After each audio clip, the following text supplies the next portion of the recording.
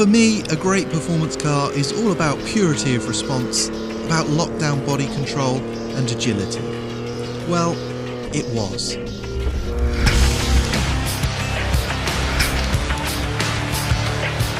Today I'm revising my opinion. Today it's about axle articulation, about massive tyres and diff locks, and flying through the air in 3 tons of metal. Welcome to the alternative universe of the Ford F-150 Raptor. I think you're going to like it here. This is so good. Ford Raptor. You know the name because it's one of those vehicles that's captured the imagination of enthusiasts worldwide. But if you're not US based, you might not know the full details. This is the new Raptor, based on the new F-150 pickup and bigger and badder than ever. The old 6.2 litre V8 has been replaced by a 3.5 litre twin turbocharged V6, but don't despair, it's got more power than before. A tasty 450 horsepower at 5,500 RPM and 510 foot-pounds at 3,500. That power gets to the tarmac, sand, mud or spins away in mid-air via a 10-speed automatic gearbox and the wildest BF Goodrich tyres you've ever seen. More importantly, it's lighter by up to 225 kilos. It's tougher thanks to unique steel box sections in the chassis, rides 2 inches higher and has heavy-duty Fox shocks that are now 3 inches in diameter.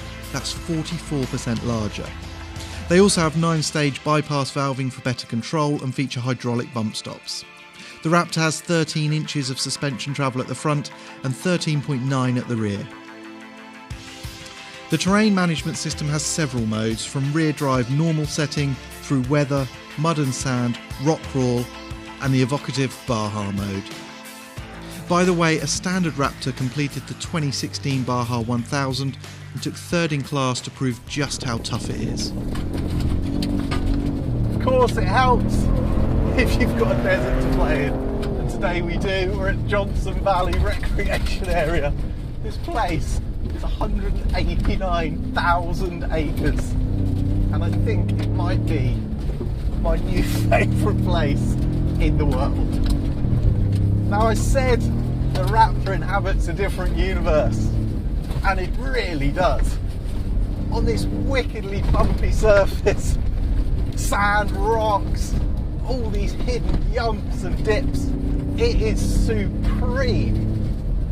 In fact, I'm absolutely staggered how this thing goes over this terrain.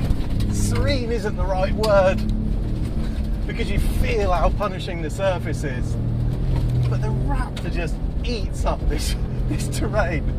I just cannot believe what it's capable of. It's fantastic. I've never been into off-roading in the traditional sense, crawling along at 3 miles an hour, but this is different. We're doing 70, 80 miles an hour in some places, and the surface is changing like water, and this huge truck is just surfing along the top. So the Raptor's just always sliding and moving. So you're really just running the rapids, slithering, sliding, jumping your way across the landscape. It's so good. Yeah, this is a different sort of off-roading. I can sign up to this one. It's the damping and the sense that this car is just impervious to whatever you throw at it that really takes over when you're driving this thing. So much so that the lack of a hammering V8 with this new generation doesn't really matter. The 10-speed box, it's not amazing out on the road, but out here it's fantastic. It's really not an issue.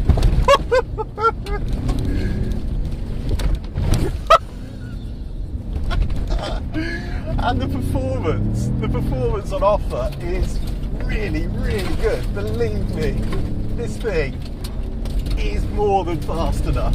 I have to say, this thing is just such an impressive vehicle. Those Fox dampers are absolute witchcraft. Look, 80 miles an hour down this thing. Just brilliant. The 4-wheel drive system, really, really good. Gives you real control, but also it's quite quite indulgent. You can just slide the thing around when you want to, and the way you can swing it around on the brakes to pick your line is fantastic. Yeah, I think I'm mildly blown away by this thing, and I think I would gladly give up those dynamic attributes that I normally absolutely seek out if I had 138,000 acres to play in and a Raptor. This is fun.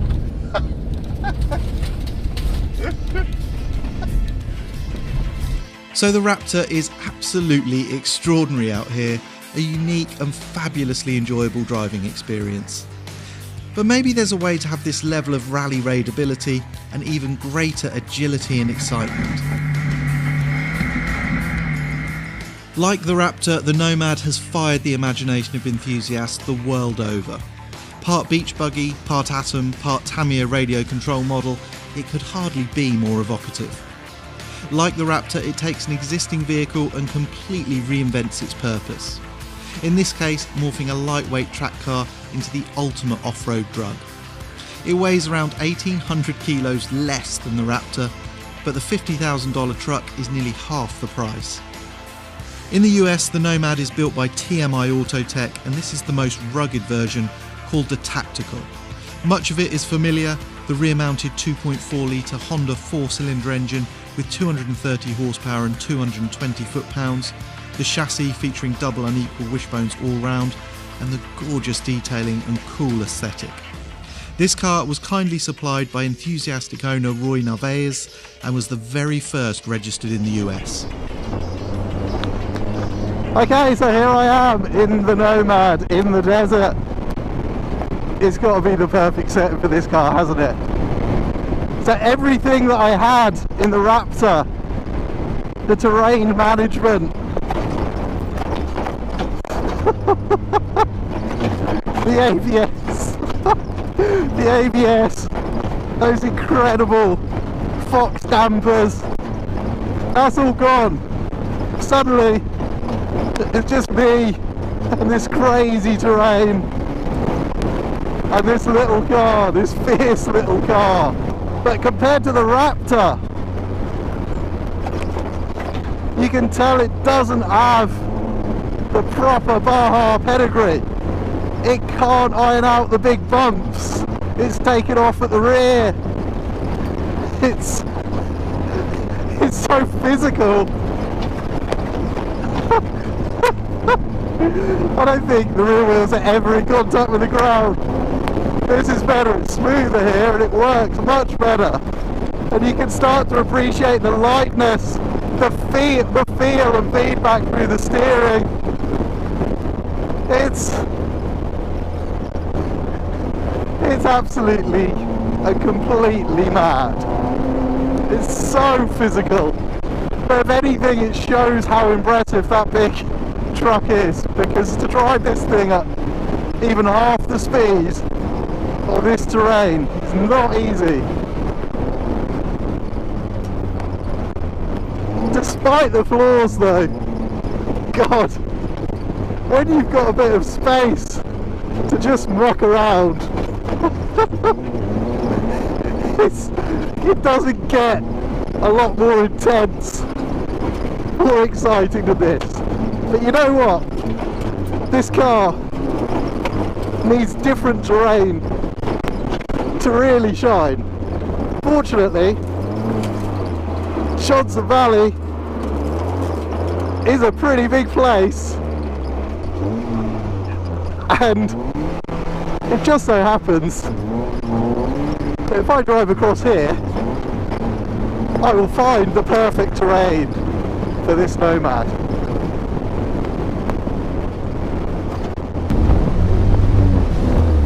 So, here I am, a few hundred yards from the rough stuff, and I'm now in heaven. I have a Nomad and a dry riverbed, and suddenly all is very right with the world.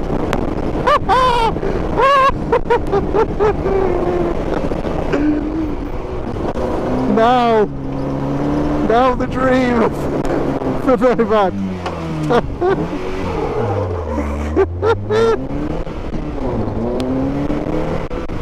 Now the dream of the Nomad is real.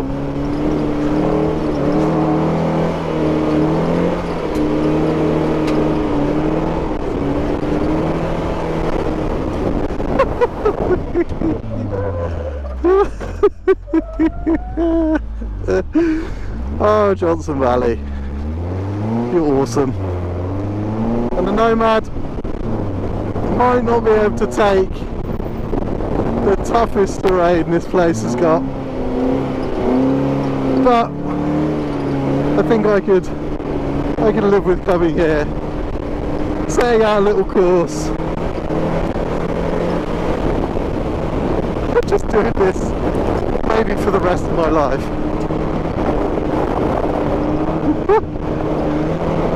Thanks everyone, it's been fun.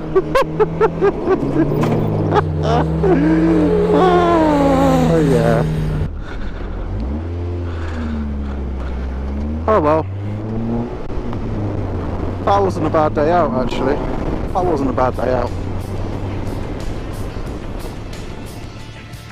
These cars really do operate in another universe, but they celebrate the sheer joy of driving as much as any car I can think of. The Raptor really is the king of this terrain, and in its own way it's as capable as a GT3 RS or 458 Speciale.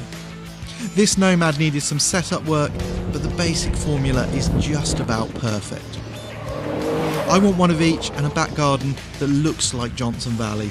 These two cars might be very different, but they're brothers in arms, and they are rightly becoming absolute motoring icons.